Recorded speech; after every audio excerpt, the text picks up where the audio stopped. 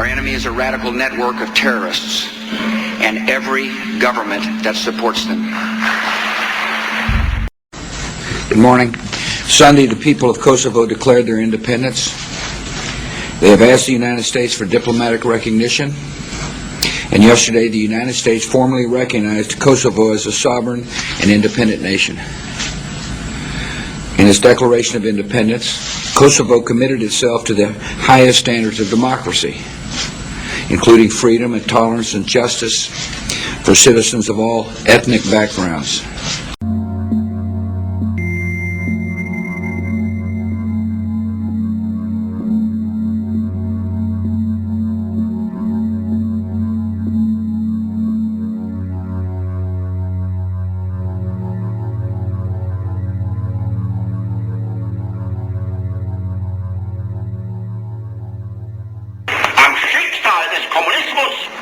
Und der sich mit ihm verbrüdernden anderen Organisationen ändert dies nichts. Our enemy is a radical network of terrorists and every government that supports them. Welcome back to Hardball. 6 men, 4 of them from former Yugoslavia, were arrested last night on charges they plotted to attack the Fort Dix Army base in New Jersey and kill as many soldiers as possible. Those were their words. The suspects appeared in court today and were described by the FBI as Islamic radicals. They face charges of conspiracy to kill U.S. service people.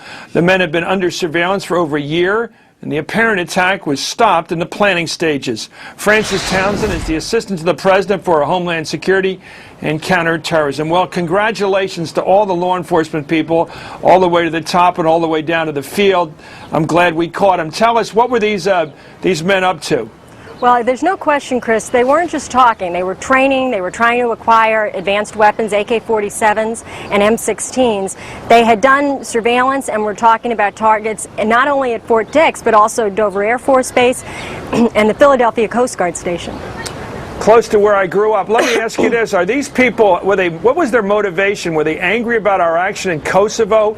A lot of them come from the former Yugoslavia. They're Islamic. I thought we were on their side in that war. We were looking out for them against Serbia. They should be grateful to us. We protected their lives, didn't we? That's right, Chris. You know, as you know, this often does not make sense.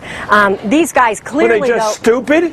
Well, I mean, they dealt with an FBI agent in terms of trying to acquire the weapons. That's good for us that they didn't realize that. Yeah. No question that these guys were radicalized. They were caught in terms of the possessions with the last will and testament of 2 of the 9/11 hijackers, pictures of bin Laden, and sort of calls to holy war and jihad. Not clear what motivated them to get there, but they were clearly there and committed.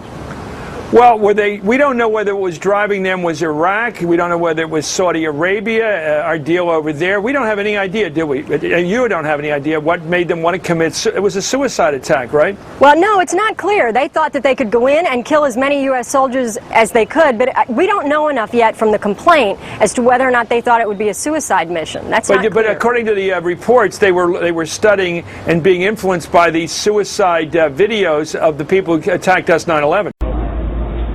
These folks knew how to use the weapons. They knew how to use the weapons. One of the defendants had been a sniper in Kosovo. They knew what they were doing with these weapons.